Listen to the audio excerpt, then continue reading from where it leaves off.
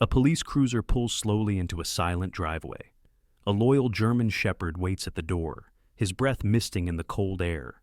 Inside, a little girl's muffled sob echoes through the house, her tiny hands trembling over shards of broken glass. Her father, a weary police chief, steps into the room, and what he sees will change their lives forever. Where are you watching from today? Drop a comment and share your city. We love knowing how far our stories travel. Don't forget to hit subscribe for more heartfelt tales of courage and hope. Wishing you a warm, peaceful day ahead. The October air in northern Vermont carried a sharpness that signaled winter was not far behind. Maple leaves, crimson and gold, skittered along the empty sidewalks of Brookhaven, a quiet town nestled against rolling hills and pine woods. The sun had begun its descent, gilding rooftops with fading light as the wind whispered through the branches, rattling them like bones. Police Chief Ethan Cole turned his patrol SUV into the gravel drive of his colonial-style home on the edge of town, the tires crunching over the stones. He had meant to spend the evening at the station finishing reports, but an unease he could not explain had tugged him home earlier than planned. His German shepherd, Ranger, shifted in the passenger seat, ears perked, amber eyes watchful. At 6 years old, Ranger was the epitome of strength and loyalty, with thick black and silver fur, broad chest, and a scar along his right flank from an old altercation during a K-9 raid. Despite his imposing appearance, he was gentle with children, a protector by instinct, and Ethan trusted the dog more than most people. The shepherd gave a low growl as the house came into view, his hackles bristling as though he sensed what Ethan himself could not yet see. Ethan Cole, at 42, was a tall, broad-shouldered man with short, dark brown hair streaked with gray at the temples and hazel eyes that carried both authority and weariness. His lined features spoke of long nights on duty and griefs that had carved themselves deep. His late wife, Sarah, had died unexpectedly 3 years before. Sarah had been a slender woman, graceful, with a warm laugh that disarmed even the most hardened officers. Her passing had left Ethan raw and cautious, yet he remarried a year later to a woman who seemed perfect on the surface. He had told himself that time demanded he move forward, that his 7-year-old daughter needed a mother figure. Still, there were nights when silence pressed too heavy, and he questioned whether his decision had been wisdom or folly. The house loomed in front of him, its white-clapboard walls glowing faintly in the fading sun. Normally, music spilled through its windows, classical tunes his wife liked to play, or the scent of roasted chicken wafted from the kitchen, creating the impression of comfort. Tonight, however, silence greeted him like an unwanted guest. He stepped out, Ranger close at his side, the dog's paws crunching on the gravel.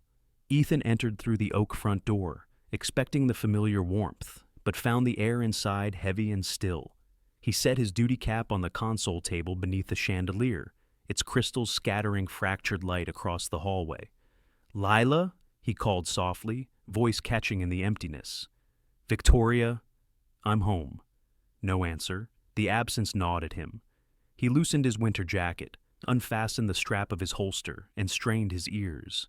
Then it came, the sound that froze him.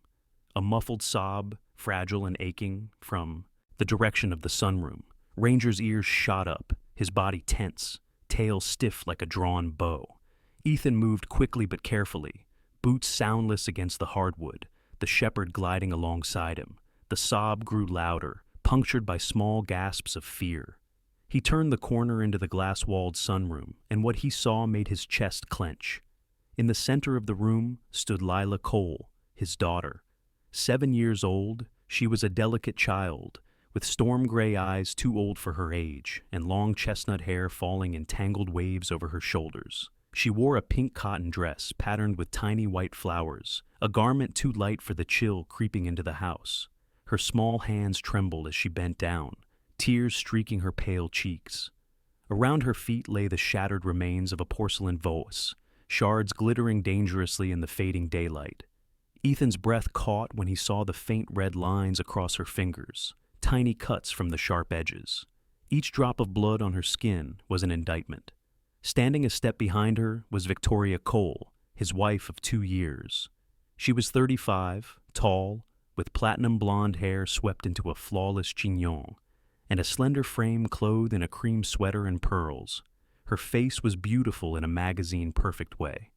Icy blue eyes, high cheekbones, lips painted the shade of rosewood. To the outside world, she appeared gracious, polished, the very model of refinement. Yet beneath that surface, Ethan had often caught glimpses of control and severity. Her upbringing had been strict. The daughter of a banker ruined by scandal, she carried a bitterness toward weakness, always insisting that discipline forged strength. Tonight her features were carved into cold marble as she watched Lila. "Little girls who break things must learn consequences," Victoria said evenly, her tone calm yet venomous. "Pick up every piece." Carefully, Ethan felt the words like daggers. He opened his mouth, but his voice broke into a strangled whisper. "Stop!" The sound made Victoria's head snap toward him. For the briefest instant, her mask slipped, and he saw hatred, pure, undisguised, directed not at him, but at his daughter. It vanished as quickly as it came, replaced by a look of feigned concern. "Ethan, darling," she exclaimed, her voice honeyed, "you're home early." She stepped forward, arms extended as though to embrace him, but he recoiled. Ranger's growl rumbled low and dangerous, teeth flashing white beneath dark lips. Lila froze, wide eyes darting between her parents. Ethan dropped to one knee, arms out. "Come here, sweetheart." The girl ran to him, shards crunching under her small feet. He gathered her trembling body into his chest, ignoring the sting of blood soaking into his shirt from her cut fingers. She pressed her face against his neck, sobbing quietly. In that instant, the world narrowed to only her fragile heartbeat and his fierce vow to protect. Victoria stood a few feet away, smile tightening as though stretched over hidden contempt. "You coddle her," she murmured. "She will never learn responsibility if—" Ethan rose, cutting her words short with a glare that could shatter steel. His hazel eyes burned with a warning she did not heed, but she fell silent. He carried Lila out of the sunroom, Ranger pacing close beside them, nails clicking against the floor. As they moved through the hallway, Ethan felt the weight of the broken trust clinging to his daughter. Her little hands clutched his collar, as if he were the only lifeline left in a storm, and in that moment, he knew something fundamental had shifted. The house he had built was no longer a sanctuary. It had become a place of shadows, where innocence bled on broken glass. The next morning dawned gray and unsettled, clouds thickening over Brookhaven, as if the sky itself brooded with unspoken dread. A fine mist clung to the maple trees and drifted across the quiet streets. Ethan Cole guided his cruiser down Main Street, with Ranger seated upright in the back, the shepherd's amber eyes fixed on the passing world with constant alertness. 7-year-old Lila sat beside him, pale and withdrawn, her small frame dwarfed by the navy fleece jacket he had draped over her shoulders. She clutched a worn stuffed rabbit in her lap, the one relic from her mother Sarah she never let go of. Ethan's decision had been made before the sun rose. He could not leave the matter to suspicion and silence. Lila needed to be seen by someone who understood the fragile landscape of a child's mind. He parked outside a brick building trimmed in ivy, the office of Dr. Amelia Grant, the only pediatric psychologist within 50 miles. Dr. Amelia Grant was in her early 40s, with auburn hair that curled loosely around her shoulders and eyes of steady green. She carried herself with the quiet assurance of someone who had listened to countless confessions of fear, abuse, and hidden trauma. Years ago, she had lost a younger brother to neglect and foster care, and the wound had never fully healed. That loss had driven her into her profession, vowing no child in her reach would ever feel unheard. She greeted them in a calm, melodic voice, and ushered Lila into a warmly lit office filled with bookshelves, watercolor paintings, and a corner stacked with children's toys. While Amelia guided Lila toward a small chair near her desk, Ethan remained standing, his frame taut with the tension of a man who trusted few outside his own judgment. Ranger settled at his feet, watchful, his ears flicking at every small sound. Lila's gaze kept darting toward the door, as if she feared someone might enter. Amelia leaned forward, resting her chin on her folded hands. "Lila, your father tells me you've been through something difficult. Do you want to tell me what happened?" At first, the child's voice was barely audible, a whisper tangled with hesitation. "I didn't break the vase. I was in my room with my dolls when I heard it crash." Her gray eyes shimmered with tears. She twisted the ears of her stuffed rabbit in her hands. She wanted me to pick up the pieces. She says I ruin everything. Ethan's jaw tightened, but he stayed silent. Amelia nodded slowly, her expression calm, though her eyes betrayed unease. Did she ever give you anything to drink or eat that made you feel strange? Lila hesitated, then nodded, whispering, tea. She said it would help me sleep, but my tummy hurt. Sometimes I got dizzy. Mommy Sarah never made me drink things like that. The room seemed to chill. Ethan's mind flashed back to Sarah's final weeks, her faint complaints of nausea, her sudden collapse that doctors had called heart failure. He had buried the doubts then, too consumed by grief. But now, hearing the fragile voice of his daughter, those doubts coalesced into a shape too real to ignore. Amelia placed a hand gently over Lila's small one. You're very brave to tell me this. And you don't have to be afraid. Your father and I will keep you safe. When the session ended, Amelia pulled Ethan aside into the hallway. Her words were hushed but firm. I've seen children carry fear, but this isn't imagination. Something is deeply wrong. If what she says about the tea is true, then your wife is dangerous. You need to gather proof before you make any move. Document everything. And do not leave Lila alone with her. Ethan nodded, every muscle in his body rigid, his hazel eyes clouded with both fury and resolve. They returned to the cruiser, the sky above shifting darker, wind rattling the trees like warning fingers. On the way home, Lila dozed lightly against his shoulder, while Ranger rested his head on her lap, breathing steady as if he alone could guard her dreams. Ethan's heart ached at the sight, his daughter seeking comfort not from her stepmother, but from the silent companionship of a German shepherd. Back at the station, Ethan forced himself into the routine of a police chief. Brookhaven was a small town, and the people looked to him not only as lawman, but as anchor. That afternoon, he dealt with a theft report from the local hardware store, where a wiry teenager named Jonah McKee had been caught stuffing paint cans into his backpack. Jonah, 15, with untamed blonde hair and freckled cheeks, wore the defensive scowl of a boy hardened too soon by circumstance. His father had walked out. His mother worked double shifts. And Jonah had learned to wear rebellion like armor. Ethan recognized that look. He had worn it himself after Sarah's death. He issued a warning instead of pressing charges, telling Jonah sternly that second chances did not come often. Jonah muttered something under his breath, but the flicker of relief in his eyes told Ethan the message had landed. Ranger, stationed near the door, let out a low chuff that startled the boy into silence, as if the shepherd too demanded respect. Later that evening, after the paperwork was done and the town quieted into dusk, Ethan drove home with a storm building, both in the sky and within himself. He found Victoria in the kitchen, her polished figure lit by the soft glow of pendant lights. She smiled as though nothing had happened the day before, as if Lila's tears were a forgotten trifle. Her laughter was poised, her gestures graceful, but Ethan now saw through it all, the chill beneath the surface, the calculation behind every look. Lila stayed close to Ranger, who followed her like a shadow, never more than a step away. Ethan excused himself early, retreating to his study. He pulled out a worn leather notebook, where he had once jotted Sarah's symptoms during her final illness. He stared at the faded ink, at the complaints of nausea and fatigue, at the notes about herbal teas Victoria had brought as a friend. A chill spread through him. His instincts as a policeman told him this was no coincidence. He turned his gaze to the photographs on the mantel, Sarah smiling, Lila a toddler in her arms, and felt both sorrow and rage ignite into a single vow. The truth would be found. He would uncover what lurked beneath the perfection of his second wife, and he would protect his daughter at any cost. Ranger stirred at his feet, lifting his head, amber eyes catching the lamplight as though sharing the same unspoken promise. The first Saturday of October brought the annual Brookhaven Apple Harvest Festival, a tradition stretching back nearly a century.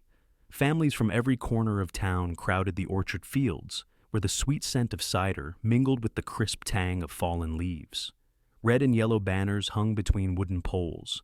Vendors called out their goods: candied apples, warm pies, spiced donuts, and children darted through the grass with cheeks flushed from the chill breeze.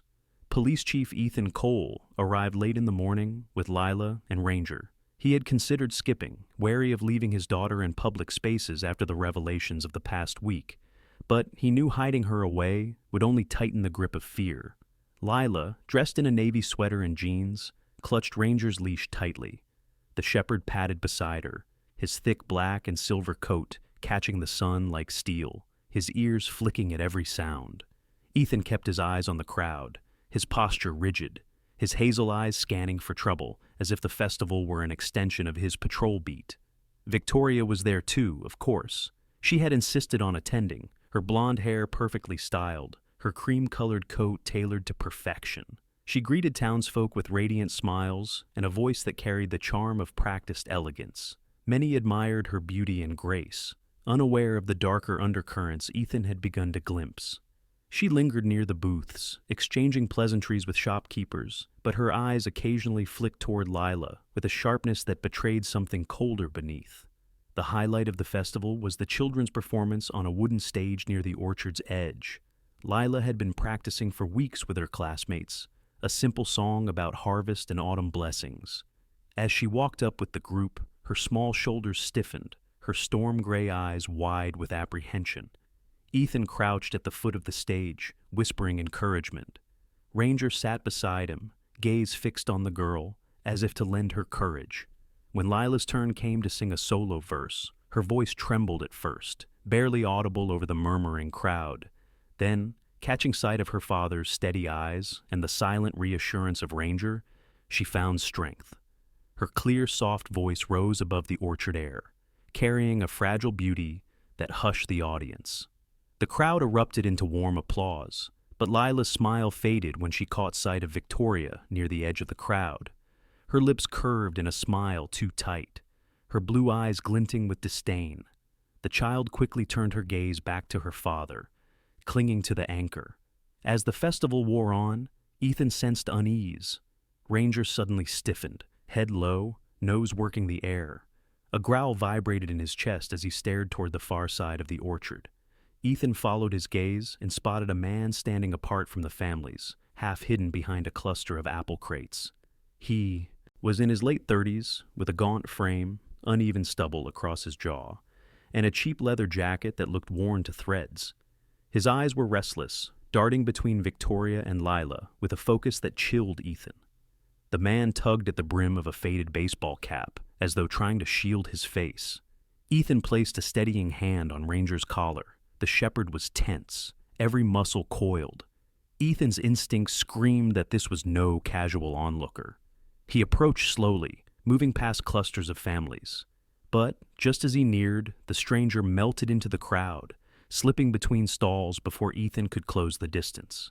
By the time he reached the orchard's exit, the man was gone, leaving only the faint imprint of boots in the damp grass. Back at the festival, Ethan forced himself to keep calm for Lila's sake. She tugged at his sleeve, asking if she could try the apple bobbing contest. He nodded, watching her laughter bubble as she leaned over the wooden barrel, her cheeks wet with water, as she pulled out a shiny red apple in triumph. The sight lightened his heart momentarily, a reminder of the innocence he was fighting to protect. Ranger stood guard close by, ignoring the children who tried to pet him, his gaze ever fixed outward. Later, as the sun dipped lower, Ethan caught sight of an old friend, Sheriff Tom Whitaker from a neighboring county. Tom, in his 50s, was a stout man with a kindly face weathered by years of service. His gray mustache twitched when he smiled, and his deep laugh rolled like thunder. They spoke briefly near the cider booth, Tom joking about retirement while warning Ethan that the world had grown darker in unexpected ways. Ethan did not share details of his troubles, but listened closely.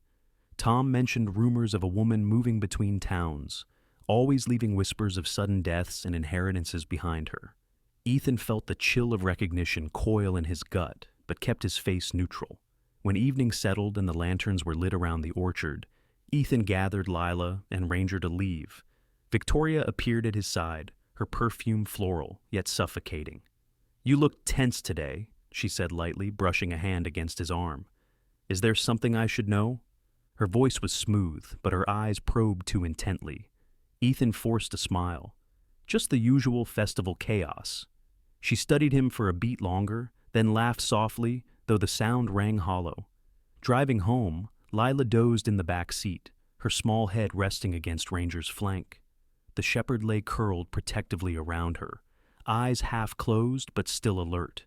Ethan's gaze flicked to the rearview mirror, heart tightening at the fragile picture of trust. He thought of the stranger at the orchard, the glint in Victoria's eyes, and the whispers from Sheriff Whitaker. Threads were weaving into a pattern he could no longer ignore. The shadows around his family were growing darker, and he would need to move carefully if he hoped to bring the truth to light. The days after the festival weighed heavily on Ethan. The memory of the gaunt stranger slipping into the crowd lingered like smoke in his lungs, and the way Victoria's eyes had narrowed at Lila's trembling performance gnawed at his mind. The crisp Vermont air had grown sharper, mornings frosted over with silver dew on the grass, and the maples along the street had shed most of their fiery crowns, leaving bare branches that rattled against the wind. Ranger seemed restless too, pacing the house at night, his black and silver coat bristling whenever footsteps echoed in the upstairs hallway. On a rainy Tuesday, Ethan decided he could no longer ignore the past. He drove across town to the old neighborhood where he and Sarah had first made their home. The modest white clapboard house still stood on the corner, though the shutters had faded and ivy crept along the porch railings. Sarah had been a slender woman, tall with a dancer's grace, her long auburn hair often tied in a loose braid, and her stormy gray eyes softening when she smiled. She had been beloved by neighbors for her kindness, always delivering pies to the elderly, helping mothers wrangle children at church, or stopping to chat with lonely shopkeepers. Yet behind her warmth, Ethan remembered her bouts of sudden fatigue, the dizzy spells she dismissed as nothing more than stress. The first person he sought was Martha Carver, a widow in her late 60s who lived next door. Martha was short and stout, with silver curls, warm brown eyes, and a habit of wringing her hands whenever she grew anxious. She had been fond of Sarah, often sitting with her on the porch to shell peas or swap recipes. When Ethan knocked, Martha welcomed him in with a hesitant smile, offering coffee in a chipped porcelain cup. "You don't come by much anymore," she said softly. "I still think about Sarah every day. Such a good soul, gone far too soon." Ethan listened, then gently pressed her about the days before Sarah's death. Martha grew quiet, her gaze sliding toward the rain-streaked window. "I remember," she whispered. "She told me she felt sick often. Said Victoria, that was before you remarried her, of course, used to stop by with teas, strange blends she called them, herbal for the nerves. Sarah said they tasted bitter, but she didn't want to be rude." Martha's lips trembled. "She got worse after that. I always wondered." Her words trailed off, but Ethan caught the unspoken suspicion. His stomach twisted, confirmation pressing down like a vice. Back in his SUV, Ethan sat motionless as the rain pattered against the windshield. Ranger whined softly from the back seat, leaning forward as if sensing his master's turmoil. Ethan reached back to scratch the dog's ears, grounding himself. "We'll find the truth, boy," he murmured. That evening, after putting Lila to bed, Ethan stepped out into the backyard where the air was thick with damp leaves and the faint scent of wood smoke from a neighbor's chimney. He thought of Sarah's last weeks, her hand cold in his as she faded, and how Victoria, then only a family friend, had been so eager to help. Too eager. He clenched his fists, the echo of his daughter's fearful voice about poison tea sharpening the ache into anger. The next day brought another thread. While on patrol, Ethan stopped at Murphy's Diner, a narrow building with neon signs flickering in the window and the scent of frying bacon wafting through the air.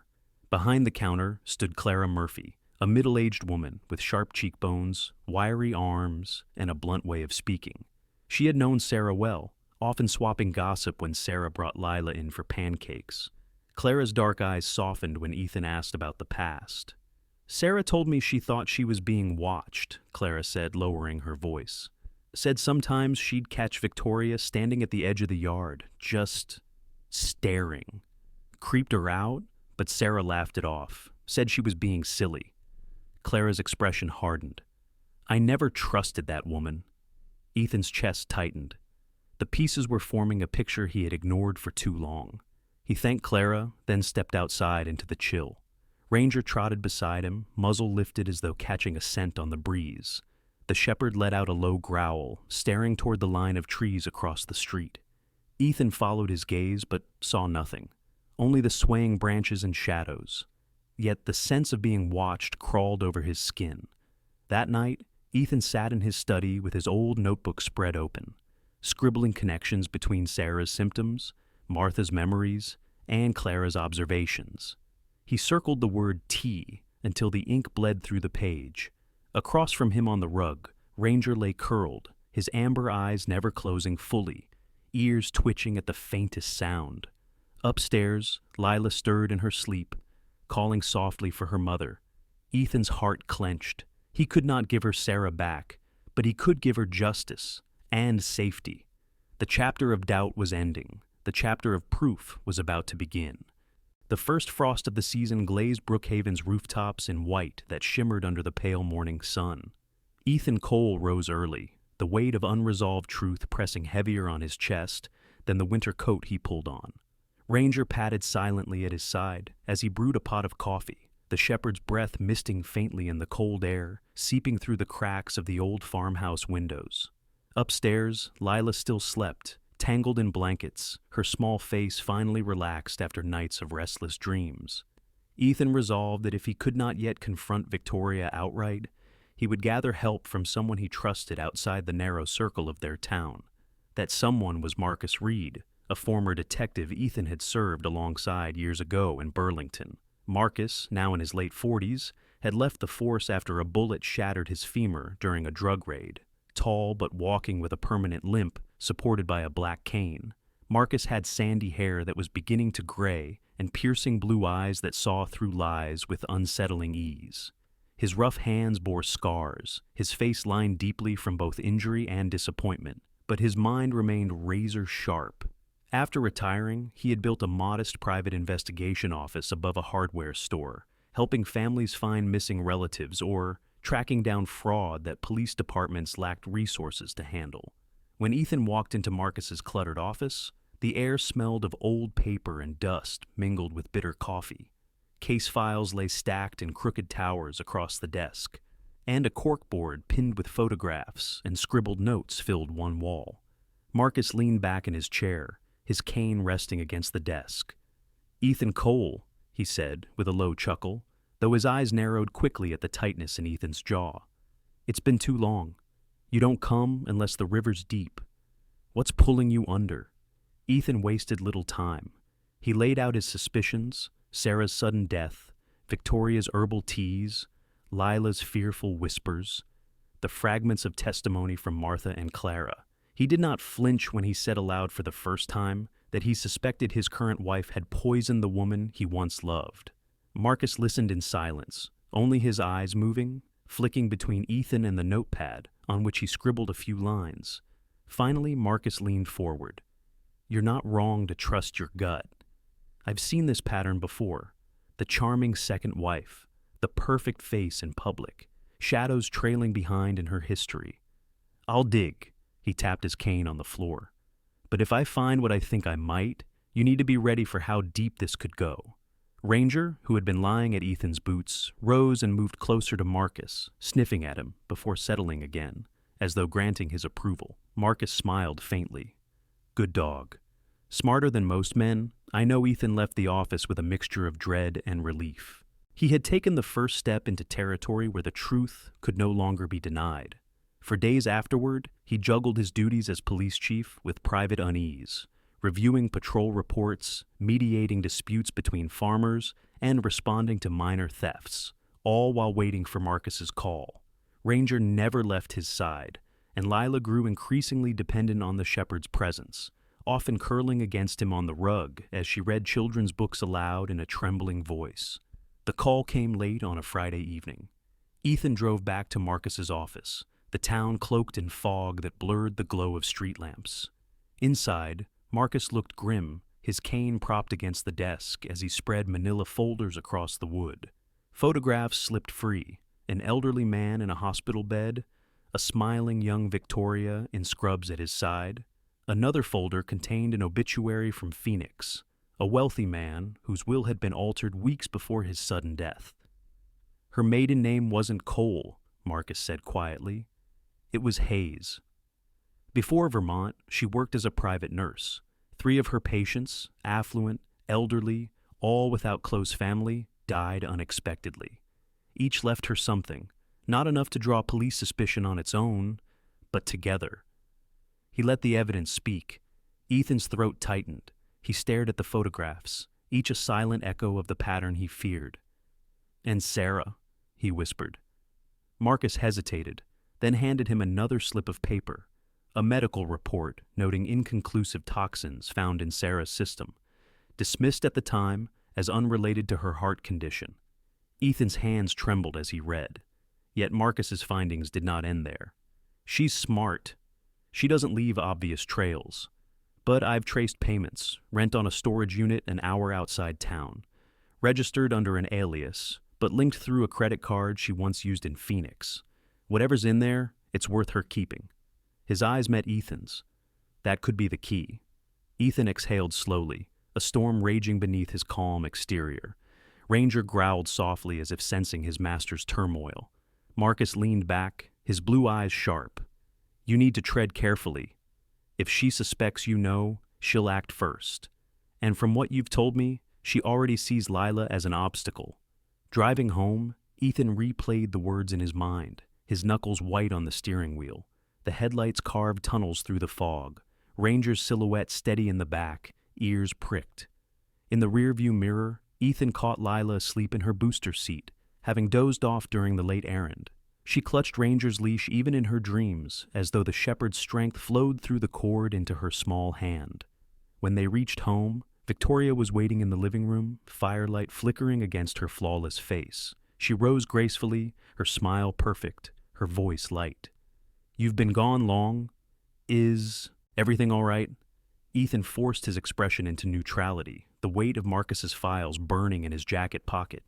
He studied her for a moment, her blue eyes that gleamed too brightly, her beauty so polished it seemed unnatural. "Everything's fine," he said flatly, though his voice carried a steel edge. Victoria tilted her head, her smile lingering. But Ranger, lying at Ethan's side, gave a low, rumbling growl, his gaze fixed unblinking on the woman who called herself wife and mother. The following week, the Cole household felt like a stage, every smile rehearsed, every movement shadowed by suspicion. Ethan had taken Marcus's advice and installed hidden cameras throughout the house. The tiny black lenses were nearly invisible, tucked high into corners of the living room, the hallway, and even the sunroom, where shards of porcelain had once bloodied his daughter's hands. He told Victoria they were part of a new security system to protect against rising burglaries in town, a half-truth she accepted with a faint smile that did not reach her eyes.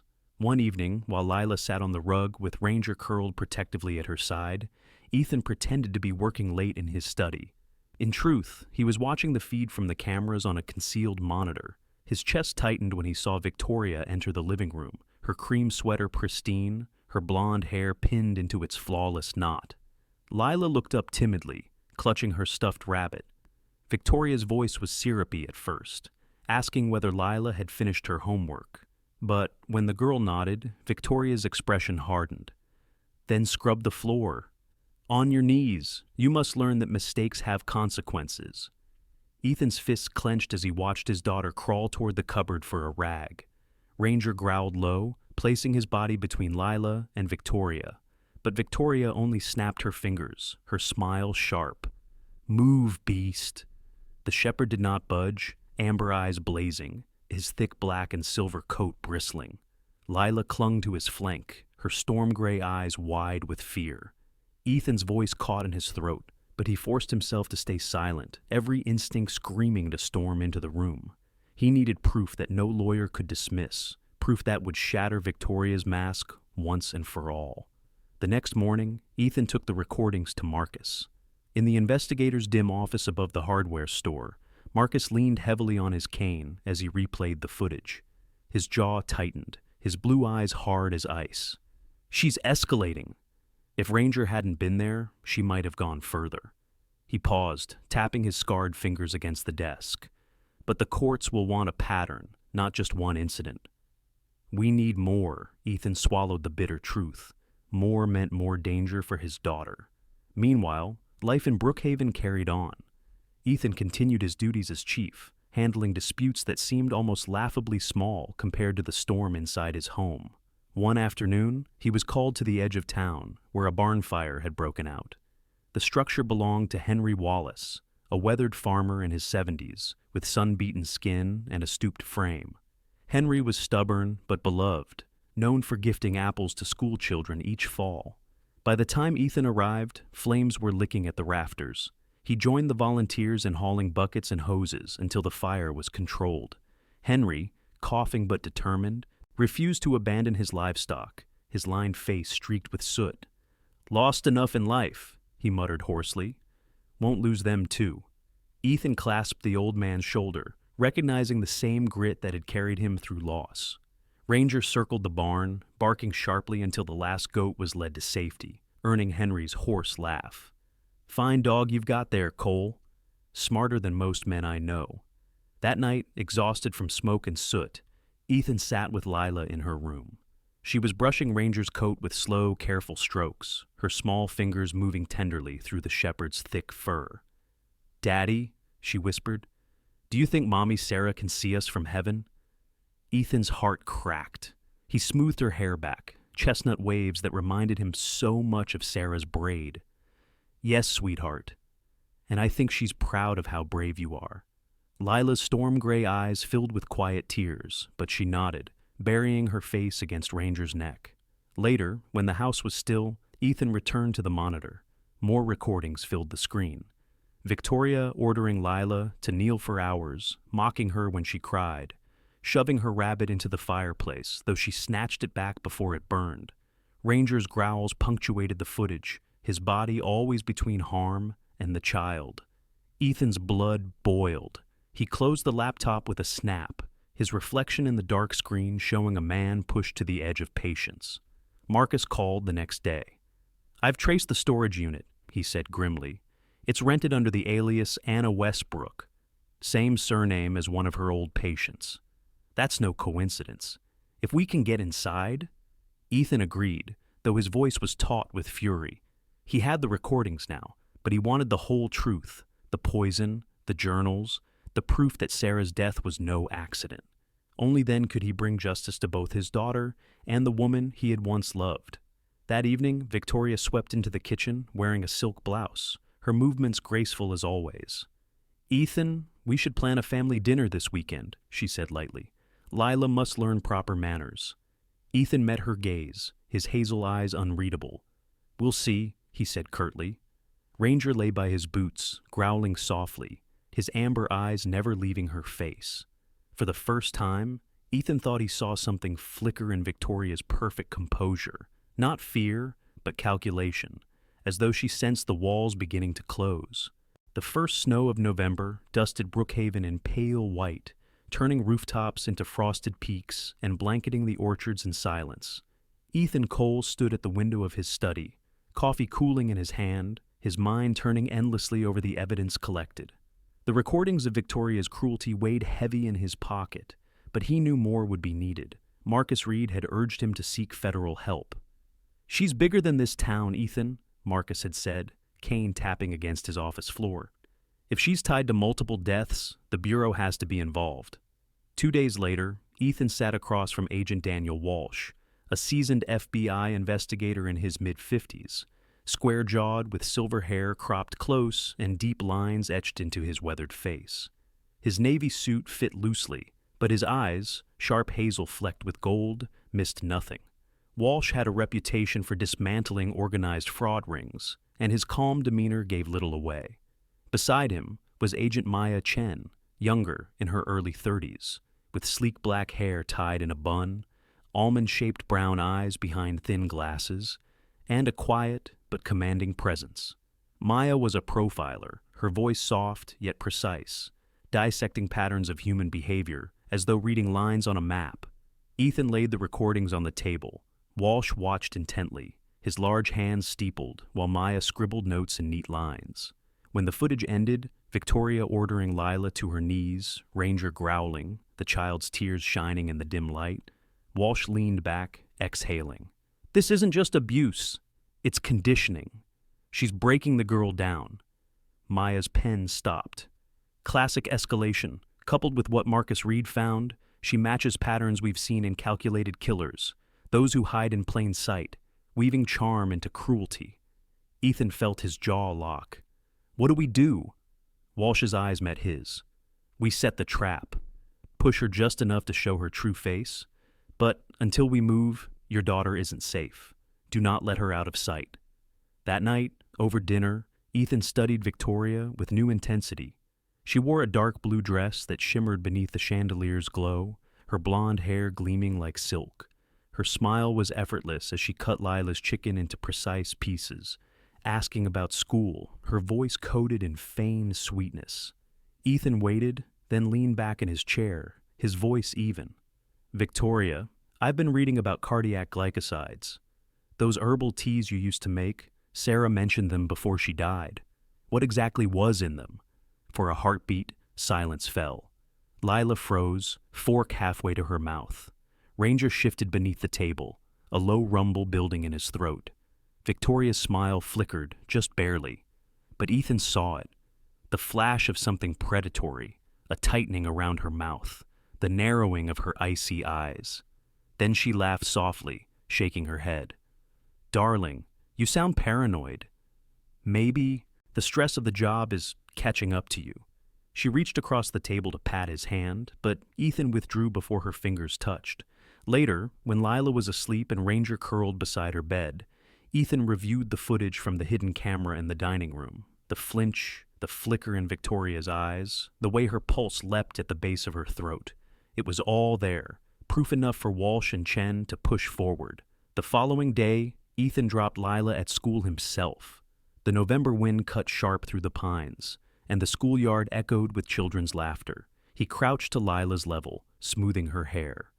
Stay close to your teacher today. And remember, Ranger and I are always near. Lila nodded, clutching her rabbit tightly, her gray eyes wide with understanding far beyond her years. She hugged him quickly before darting inside. By mid-afternoon, Ethan received the call that would shatter his fragile grip on control. It came from his sister, Claire Morgan, who lived a few blocks away. Claire, 10 years younger than Ethan, was a petite woman with wavy brown hair, green eyes, and a fiery spirit. She had been helping watch Lila occasionally, giving Ethan peace of mind. But her voice on the phone was frantic, breaking. Ethan, it's Lila. She's gone. I only turned my back for a minute in the yard and there was a note. They took her. Ethan's world tilted. His hands gripped the phone so tightly his knuckles whitened. Ranger, sensing the change, leapt to his feet, ears rigid, eyes burning with alertness. Stay where you are, Ethan told Claire, his voice hard, though his heart pounded. I'm coming. When he arrived, Claire was pacing the porch, clutching a scrap of paper. Her face was pale, freckles standing stark against her skin. She shoved the note into his hands, her voice shaking. It said, "The obstacle is removed. Don't interfere." Ethan's blood ran cold. He crushed the note in his fist, rage searing through him. Ranger sniffed the air, hackles rising, then darted to the yard's edge, nose pressed to the grass where small prints, Lila's, disappeared into tire tracks. Walsh and Chen arrived within the hour, their black SUV kicking gravel as it pulled up. Claire stood trembling on the steps, wringing her hands, guilt etched in her features. Maya Chen crouched to examine the tracks, her keen eyes scanning. They planned this. Look at the precision, waiting for the exact moment she was alone. Walsh's jaw clenched. It's her. She knows we're close. Ethan's gaze swept the horizon, fury and dread battling within him. His daughter was gone, stolen into the shadows Victoria had spun. He felt Ranger press against his leg, steady and unyielding, amber eyes locked on him as if to say, "We will find her." The night swallowed Brookhaven in silence, broken only by the howl of the wind cutting through the bare branches. Ethan Cole drove with his hands locked around the steering wheel, his jaw tight, the lights of the FBI SUV ahead carving tunnels through the darkness. Ranger sat upright in the back seat, the German shepherd's fur bristling, amber eyes reflecting the dashboard glow, ears straining as if he could sense the direction Lila had been taken. Each mile stretched like a blade, every turn in the road pulling Ethan deeper into a nightmare that now had only one objective: bring his daughter home. Agent Daniel Walsh led the convoy, his silver hair catching faint glints from the passing headlights, his heavy shoulders hunched forward in concentration. Next to him, Agent Maya Chen studied a laptop connected to traffic camera feeds and satellite overlays. Her fingers moved with practiced speed, her profile calm yet sharp, eyes flicking from screen to Ethan's vehicle in the rearview mirror.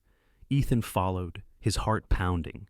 He had been in standoffs before, hostage rescues, manhunts, but never with his own child at the center. Marcus Reed had insisted on joining, despite his limp.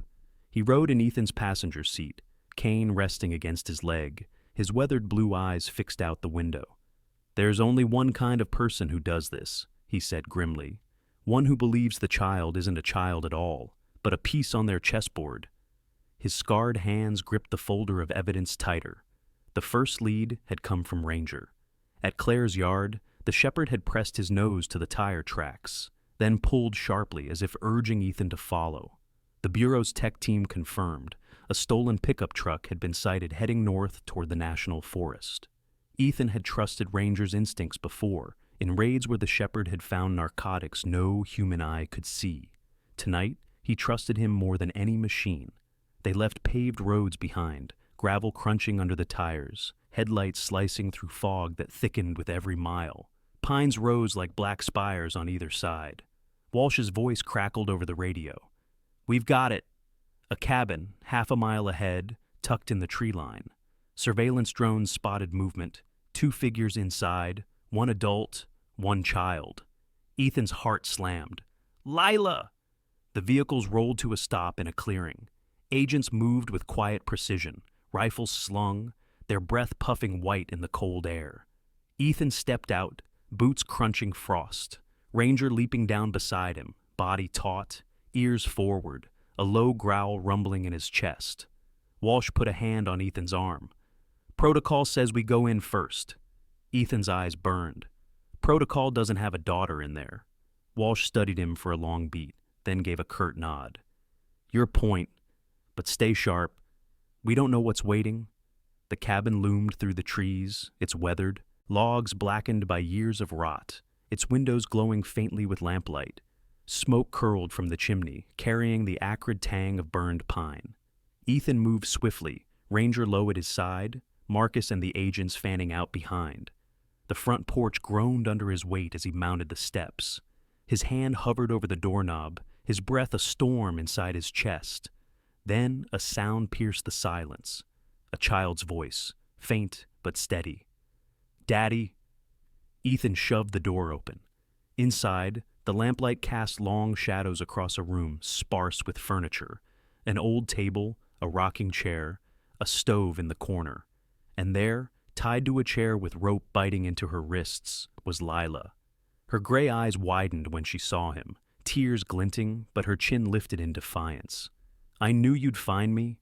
Behind her stood a man Ethan recognized instantly, the gaunt stranger from the orchard, his cheap leather jacket hanging loose on his thin frame. His hair was greasy, his eyes restless, yet burning with something twisted. He held a knife near Lila's shoulder, his grin crooked. "Welcome, Chief Cole. You brought company?" Ethan raised his hands, voice calm, though rage thundered in his veins. "Let her go." "This ends tonight," the man chuckled. "Not yet. Victoria said you'd come running, and she was right. She always is. You think you've outplayed her, but you haven't even seen the board." The standoff stretched, air heavy, Ranger growling so deep it vibrated through the floorboards. Then, in a blur, the shepherd lunged. His teeth sank into the man's arm, forcing the knife clatter to the ground. Agents stormed in, shouting commands, restraining the gaunt figure as he screamed, blood dripping down his sleeve. Ethan rushed forward, cutting the ropes, sweeping Lila into his arms. Her small body trembled against him, but she clung fiercely, whispering, "I'm okay, Daddy." Walsh and Chen moved in, Maya kneeling beside the captive, eyes narrowed as she read his twitching expressions. "He's a follower," she murmured, "but not the one who moves the pieces." "Victoria is still out there." Walsh's voice was steel. Then we go after her next. But tonight, we take the child home." Outside, as the cabin's door swung closed behind them, Ethan breathed in the icy air like it was the first breath of his life. Lila pressed her face into his neck, Ranger standing guard beside them, his fur bristling but his amber eyes softer now, as though he too understood the victory. Snow began to fall, delicate flakes catching in Lila's hair. For a fleeting moment, despite the shadows still looming, Ethan felt hope carve a path through the darkness. Snow had continued to fall through the night, laying a clean white sheet across Brookhaven, as if nature itself sought to cover the scars of what had transpired. Ethan Cole stood on the courthouse steps weeks later, his breath clouding in the icy morning air, Ranger pressed firmly against his leg. The German shepherd's black and silver fur gleamed against the cold light, his amber eyes vigilant, as though he alone carried the weight of watching over the family. Beside Ethan, Lila clutched his gloved hand, bundled in a red wool coat and scarf. Her storm-gray eyes were clearer now, though shadows still lingered in their depths. Inside, the trial had been nothing short of a storm. Victoria Cole, flawless as ever in her tailored suits, had stood before the jury, her platinum hair shining under the courtroom lights, her smile measured and controlled. But each piece of evidence had chipped at her perfection. The recordings Ethan had gathered, the testimonies of neighbors Martha Carver and Clara Murphy, the files Marcus had unearthed, and the FBI's analysis of her pattern of victims, all came together like shards forming a mirror that revealed her true face. The prosecution had been led by District Attorney Samuel Price, a tall, sharp-featured man in his 40s, with dark hair streaked with silver and eyes that burned with conviction. Known for his relentless pursuit of justice, he had lost his younger sister to domestic abuse years ago, an experience that shaped the fire behind his closing arguments. The defendant hid behind beauty and charm, Price told the jury, his voice low and steady. But behind the mask, she was a predator, willing to harm a child for inheritance, willing to silence anyone who stood in her way.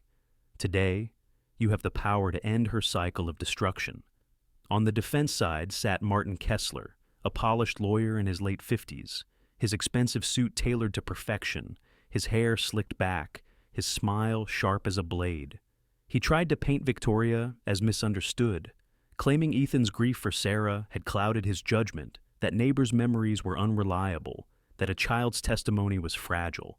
But when the recordings played, Lila forced to kneel, Victoria's venom-laced commands, Ranger growling in defense, the room froze in silence. Even Kessler faltered, his confident mask cracking under the undeniable truth. Through it all, Lila had been shielded as much as possible.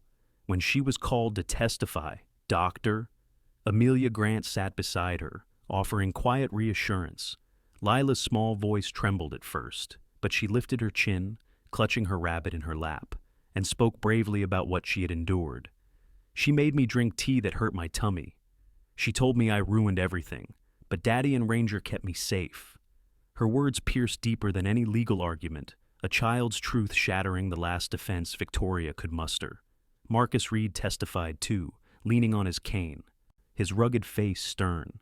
He laid out Victoria's history, her patients, her aliases, her storage unit filled with journals that recorded doses and symptoms like trophies. His blue eyes fixed on the jury, his voice gravelly. "I've hunted liars and killers for decades. She's both." When the verdict came, guilty on all counts of murder, attempted murder, and child endangerment, the air in the courtroom shifted. Victoria's smile vanished, replaced by a flash of cold fury. But she said nothing, only raised her chin as though defiance could rewrite truth. The judge, Honorable Miriam Dorsey, a stout woman in her 60s with white hair cropped short, and a voice that brooked no nonsense, sentenced her to life without parole. "This court recognizes not only the crimes you committed," she declared, "but the cruelty with which you cloaked them. You will never harm another soul." Ethan exhaled a breath he hadn't realized he'd been holding. Ranger pressed closer, and Lila slipped her hand into his, whispering, "We're free now, Daddy." Tears burned in his eyes, but he managed to nod, his heart swelling with both grief and relief. Outside the courthouse, the townsfolk gathered. Brookhaven was small, and word had traveled quickly. Henry Wallace, the farmer whose barn Ethan had saved, stood in the crowd, leaning on his cane, his weathered face breaking into a proud smile. Clara Murphy from the diner wiped her eyes, whispering prayers of thanks.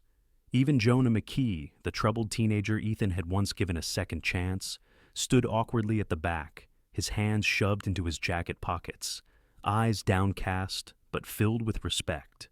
Weeks later, life began to stitch itself back together. The farmhouse no longer felt suffocating with shadows. Lila's laughter returned, bright and fragile, echoing through the halls as she played with Ranger in the yard. The shepherd bounded through the snow, catching flakes in his fur, circling protectively around her with joy.